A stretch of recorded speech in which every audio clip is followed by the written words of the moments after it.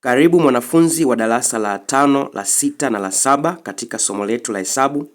Leo tutaenda kufanya swali kutoka NECTA 2024. Hakikisha umesubscribe na kunifollow ili uwe wa kwanza kupata masomo haya. Kama masomo haya yamekuwa msaada kwako, andika yamekuwa msaada kwenye comment section. Swali linasema umbo la mraba lina urefu wa sentimita 10 na duara lina nusu kipenyo cha sentimita 14. Tafuta tofauti ya eneo ya maumbo hayo. Tumia pai sawasawa na 22/7. Tumepewa maumbo mawili. Tumepewa umbo la mraba ambalo lina urefu wa sentimita 10. Pia tumepewa umbo la duara ambalo lina nusu kipenyo cha sentimita 14. Tunatakiwa tutafute tofauti ya maeneo ya mraba na duara. Kwanza kabisa tutaenda kutafuta eneo la mraba. Eneo la mraba nitaliita ni eneo namba 1. Hili ni sawasawa na upana mara upana.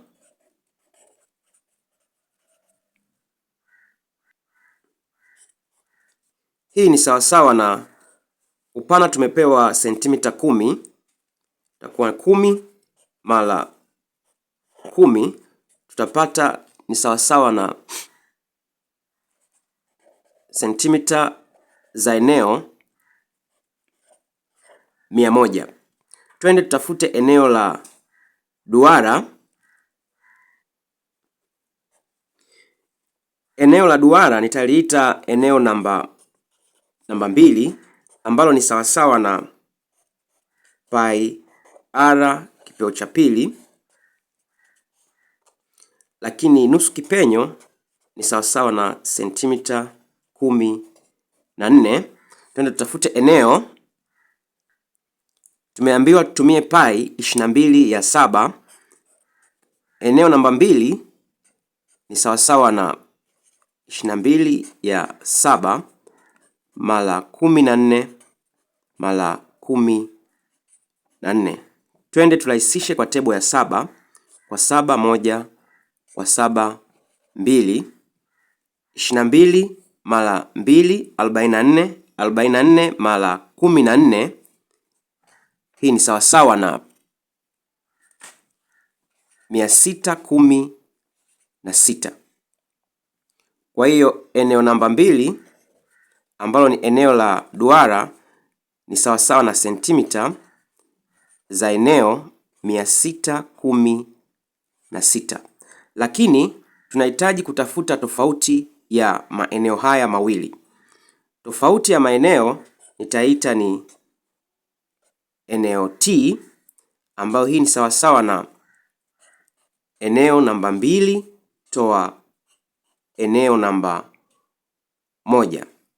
Eneo namba 2 ni eneo la duara, eneo namba 1 ni eneo la mraba. Eneo namba 1 tumepata ni sentimita za eneo 100 na eneo namba 2 tumepata ni sentimita za eneo 616. Tofauti ya maeneo haya itakuwa ni sawasawa na 616 toa 100. Tofauti ya maeneo haya itakuwa ni sawasawa na 516 sentimita za eneo 516. Naamini utakuwa umeelewa. Usisahau kusubscribe na kunifollow. Mpaka wakati mwingine, bye bye.